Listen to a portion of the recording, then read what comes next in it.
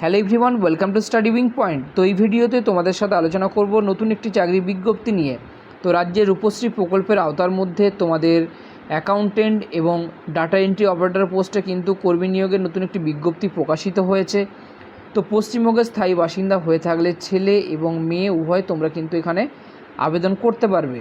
তো কবে থেকে তোমাদের আবেদন স্টার্ট হয়েছে এবং আবেদনপত্র কীভাবে তোমরা জমা দেবে এবং তোমাদের বেতন কাঠামো কী থাকবে, যোগ্যতা কী চেয়েছে, প্রত্যেকটি কিন্তু আলোচনা করবে ভিডিওর মাধ্যমে। তো এখানে তোমাদের সম্পূর্ণ অফলাইনের মাধ্যমে কিন্তু তোমাদের বিজ্ঞপ্তি জমা করতে হবে। তো এই হলো তোমাদের বিজ্ঞপ্তি, প্রত্যেকটি তোমাদের সাথে ডিটেলস আলোচনা করবে ভিডিওর মাধ্যমে। তো ভিডিওটি স্কিপ না করে ধৈর্য সহকারে দেখো, তাহলে সমস্ত তথ্য কিন্তু এখান থেকে তোমরা পেয়ে যাবে। এবং আমাদের ডিসক্রিপশন বক্সে টেলিগ্রামের লিঙ্ক দেওয়া থাকবে, সেখান থেকে তোমরা বিজ্ঞপ্তিটি সরাসরি ডাউনলোড করে নেবে এবং তার সাথে তোমরা অ্যাপ্লিকেশান ফর্মটি কিন্তু সেখান থেকে ডাউনলোড করে নিতে পারবে। ঠিক আছে, তো ভালো করে পড়বে, বুঝবে, তারপরে কিন্তু আবেদন করবে। তো এইরকম নিত্য নতুন চাকরি সংক্রান্ত আপডেট পাওয়ার জন্য আমাদের চ্যানেলটি সাবস্ক্রাইব করে পাশে থাকা বেল আইকনটি ক্লিক করে রাখো, যাতে যে কোনো লেটেস্ট আপডেট খুব সহজেই তোমাদের কাছে পৌঁছে যায়। তো চলো বিজ্ঞপ্তিটি তোমাদের সাথে আলোচনা করে দিই এবং তারপরে তোমাদের সাথে কিন্তু অ্যাপ্লিকেশান ফর্মটি আলোচনা করে দেবো। ঠিক আছে, নেক্সট তোমাদের পোস্টের নাম কিন্তু বলে দেওয়া আছে। তো প্রথমে দেখো বলেছে অ্যাকাউন্টেন্ট এবং তারপরে ডাটা এন্ট্রি অপারেটর। তো প্রথমে তোমাদের অ্যাকাউন্টেন্ট পোস্টটি আলোচনা করে দিই, তারপর তোমাদের ডাটা এন্ট্রি অপারেটর এই পোস্টটি আলোচনা করে দেবো। ঠিক আছে, তো এখানে দেখো তোমাদের প্রত্যেক মাসে বেতন থাকবে 15,000 টাকা করে। একটি মাত্র পোস্ট আছে শিডিউল কাস্টের জন্য এবং 1 বছরের চুক্তিভিত্তিক তোমাদের এখানে নিয়োগ করানো হবে। ঠিক আছে, নেক্সট তোমাদের বয়সসীমা বলে দেওয়া আছে। 40 বছরের মধ্যে তোমাদের বয়স থাকতে হবে, তার বেশি হলে কিন্তু আবেদন করতে পারবে না। এবং তোমাদের বয়স চেক করা হবে মাধ্যমিকের অথবা সমতুল্য সার্টিফিকেট যদি তোমাদের থাকে, সেই সার্টিফিকেট অনুযায়ী তোমাদের কিন্তু বয়স চেক করা হবে। এবং এসসিরা কিন্তু সরকারি নিয়ম অনুযায়ী 5 বছরের বয়সের ছাড় পেয়ে যাবে। নেক্সট তোমাদের রেসিডেন্সিয়াল কোয়ালিফিকেশান বলে দেওয়া আছে। ভারতীয় নাগরিক হয়ে থাকতে হবে এবং তোমাদের আধার কার্ড অথবা ভোটার কার্ডের প্রমাণপত্র লাগবে। নেক্সট এসেন্সিয়াল কোয়ালিফিকেশান বলেছে। তো প্রথমে বলে দেওয়া আছে কমার্স গ্র্যাজুয়েট উইথ অনার্স এবং তারপরে বলে দেওয়া আছে কম্পিউটার তোমাদের কিন্তু নলেজ চেয়েছে। সঙ্গে বলে দেওয়া আছে কাজ করার দক্ষতা চেয়েছে। তোমাদের এমএস অফিসের যে প্যাকেজ, সেই প্যাকেজের উপরে তোমাদের কাজ করার কিন্তু দক্ষতা চেয়েছে, যেমন MS Word, MS Excel, MS PowerPoint. ঠিক আছে, এবং স্প্রেডশিট, ট্যালি, প্রেজেন্টেশন, তো এগুলোতে তোমাদের কাজ করার অভিজ্ঞতা চেয়েছে। এবং আরও সঙ্গে বলে দেওয়া আছে মিনিমাম 3 বছরের ওয়ার্কিং এক্সপিরিয়েন্স চেয়েছে গভর্নমেন্ট অথবা নন গভর্নমেন্ট অর্গানাইজেশন থেকে। নেক্সট তোমাদের জব রেসপন্সিবিলিটি এখানে বলে দেওয়া আছে। তো দেখো কি বলেছে, দেখো overall responsibility of maintaining accounts for district project management unit, অর্থাৎ তোমাদের ডিস্ট্রিক্ট প্রজেক্ট ম্যানেজমেন্ট ইউনিটে তোমাদের অ্যাকাউন্ট মেনটেন করতে হতে পারে, অথবা sub division, preparation of report, completion, forecast, analysis of various data, অর্থাৎ তোমাদের বিভিন্ন ধরনের ডাটা অ্যানালাইসিস করতে হতে পারে অথবা তোমাদের রিপোর্ট তৈরি করতে হতে পারে। তো বিভিন্ন ধরনের তোমাদের কিন্তু কাজ থাকবে এখানে বলে দেওয়া আছে। নেক্সট তোমাদের মোড অফ এক্সামিনেশন বলে দেওয়া আছে। তো 3টা স্টেজে তোমাদের কিন্তু এক্সাম নেওয়া হবে, টোটাল 100 নম্বরের। প্রথমে তোমাদের লিখিত পরীক্ষা নেওয়া হবে, সেক্ষেত্রে তোমাদের জেনারেল নলেজ থেকে প্রশ্ন থাকবে, কারেন্ট অ্যাফেয়ার্স থেকে প্রশ্ন থাকবে, জেনারেল মেন্টাল এবিলিটি থেকে প্রশ্ন থাকবে এবং অ্যারিথমেটিক থেকে তোমাদের প্রশ্ন থাকবে। তো তারপর দেখো এখানে বলেছে ইংলিশ থেকে এবং অ্যাকাউন্টেন্সি থেকে টোটাল 50 নম্বর তোমাদের এখান থেকে থাকছে। এবং তারপরে দেখো তোমাদের বলে দেওয়া আছে 40 নম্বরের কম্পিউটার টেস্ট নেওয়া হবে এবং 10 নম্বরের ভাইভা অর্থাৎ পার্সোনালিটি টেস্ট তোমাদের নেওয়া হচ্ছে এখানে। পরবর্তী পোস্ট বলে দেওয়া আছে ডিও অর্থাৎ ডাটা এন্ট্রি অপারেটর পোস্টের ক্ষেত্রে তোমাদের ইউআরের জন্য একটি মাত্র শূন্যপদ আছে এবং প্রত্যেক মাসে তোমাদের বেতন থাকবে 11,000 টাকা করে এবং 1 বছরের চুক্তিভিত্তিক তোমাদের কিন্তু এখানে নিয়োগ করানো হবে। পরবর্তী ক্ষেত্রে তোমাদের কাজের পারফরমেন্স দেখে তোমাদের সময়সীমা কিন্তু বাড়ানো যেতে পারে। ঠিক আছে, তো এখানে দেখো তোমাদের বলে দেওয়া আছে 40-এর মধ্যে তোমাদের বয়স থাকতে হবে, 40-এর বেশি বয়স হওয়া যাবে না। ঠিক আছে, এবং তোমাদের মাধ্যমিক অথবা সমতুল্য সার্টিফিকেট অনুযায়ী তোমাদের বয়স কিন্তু এখানে হিসেব করা হবে। নেক্সট তোমাদের রেসিডেন্সিয়াল কোয়ালিফিকেশান কী চেয়েছে না, ভারতীয় নাগরিক হয়ে থাকতে হবে, আধার কার্ড অথবা ভোটার কার্ড তোমাদের কিন্তু এখানে প্রুফ হিসেবে লাগবে। পরবর্তীতে বলে দেওয়া আছে তোমাদের এসেন্সিয়াল কোয়ালিফিকেশান এবং এক্সপিরিয়েন্স কী চেয়েছে। দেখো তো বলে দিয়েছে প্রথমে গ্র্যাজুয়েট ইন এনি ডিসিপ্লিন, অর্থাৎ যে কোনো শাখায় তোমাদের স্নাতক পাস থাকলে তোমরা আবেদন করতে পারবে। 2 নম্বরে বলে দেওয়া আছে কম্পিউটারে তোমাদের নলেজ চেয়েছে, সঙ্গে এমএস অফিসের যে প্যাকেজ সেই প্যাকেজের উপরে তোমাদের কাজ করার এবিলিটি কিন্তু চেয়েছে। MS Word, MS Excel, MS PowerPoint, ঠিক আছে, এবং 30টি ওয়ার্ড পার মিনিট তোমাদের টাইপিং টেস্ট চেক করা হবে, অর্থাৎ স্কিল টেস্ট নেওয়া হবে এখানে, ঠিক আছে।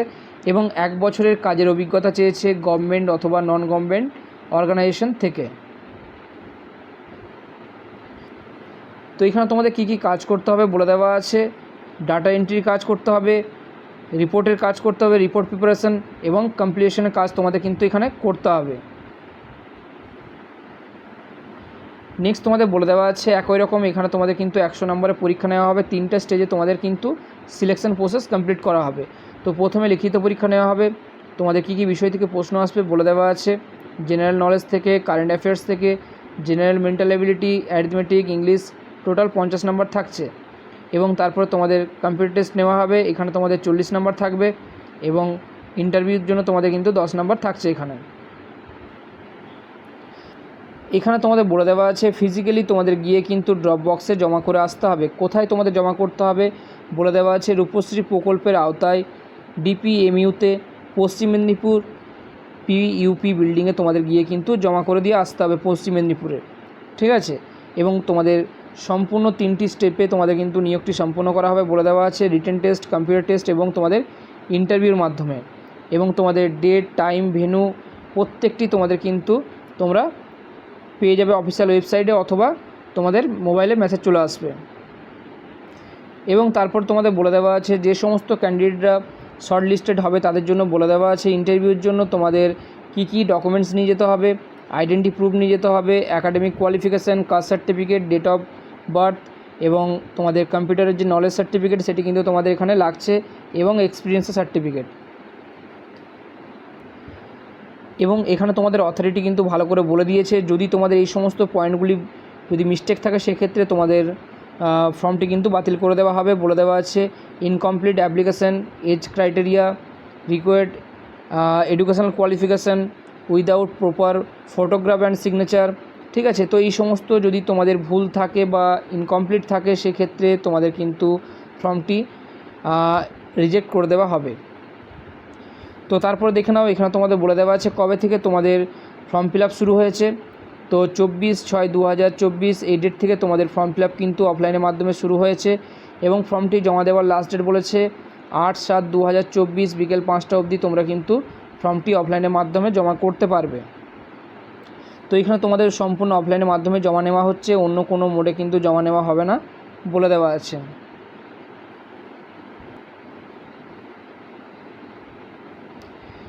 পরবর্তী দেখে নাও এই হলো তোমাদের অ্যাপ্লিকেশান ফর্ম। তো অ্যাপ্লিকেশান ফর্মটি আমাদের ভিডিওর ডিসক্রিপশনে দেওয়া টেলিগ্রাম লিঙ্কে তোমরা সরাসরি যুক্ত হয়ে যাও, ওখান থেকে তোমরা কিন্তু এই বিজ্ঞপ্তিটি এবং তোমাদের অ্যাপ্লিকেশান ফর্মটি ডাউনলোড করে নিতে পারবে, ঠিক আছে। 2টি পোস্ট দেওয়া আছে এখানে, 2টি পোস্টের মধ্যে যে কোনো পোস্টে তোমরা কিন্তু আবেদন করতে পারবে যদি তোমাদের কোয়ালিফিকেশান থাকে।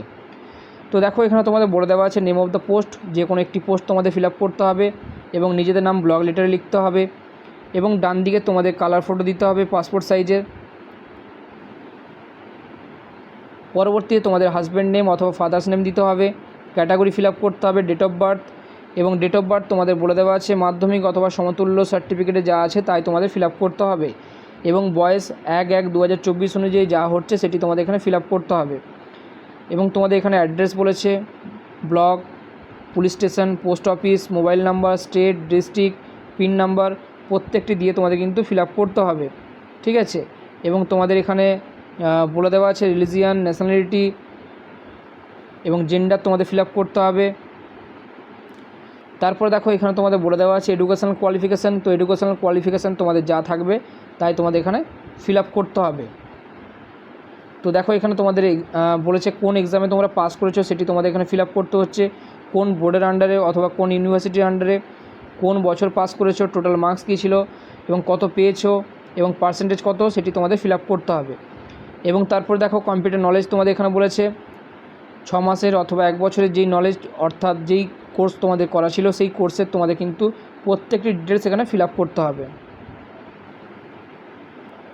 তারপর তোমাদের এখানে বলে দেওয়া আছে এক্সপিরিয়েন্স এবং আদার্স ডিটেলস তোমাদের কিন্তু এখানে ফিল আপ করতে হবে এবং সবশেষে তোমাদের সিগনেচার এবং ডেট দিয়ে ফর্মটি ভালো করে ফিল আপ করে নির্দিষ্ট ঠিকানায় তোমাদের কিন্তু পাঠিয়ে দিতে হবে।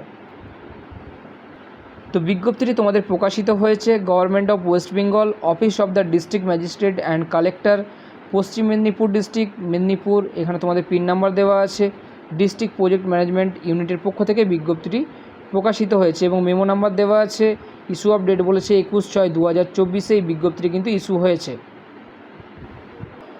তো তোমাদের জানিয়ে রাখি সম্পূর্ণ কন্ট্রাকচুয়াল বেসিসে তোমাদের কিন্তু এখানে নিয়োগ করানো হচ্ছে, ঠিক আছে। তো এই বিজ্ঞপ্তিতে যে সমস্ত তথ্যগুলি ছিল তোমাদের সামনে তুলে ধরলাম। কোথাও যদি বুঝতে অসুবিধা হয় কমেন্ট সেকশনে কমেন্ট করে জিজ্ঞাসা করতে পারো। ভিডিওটি হেল্পফুল বলে মনে হলে একটি লাইক দিয়ে চ্যানেলটি সাবস্ক্রাইব করে আমাদের সাথে থেকো এবং আমাদের পাশে থেকো এবং ভিডিওগুলি বেশি বেশি করে বন্ধুদের সাথে শেয়ার করে দিও।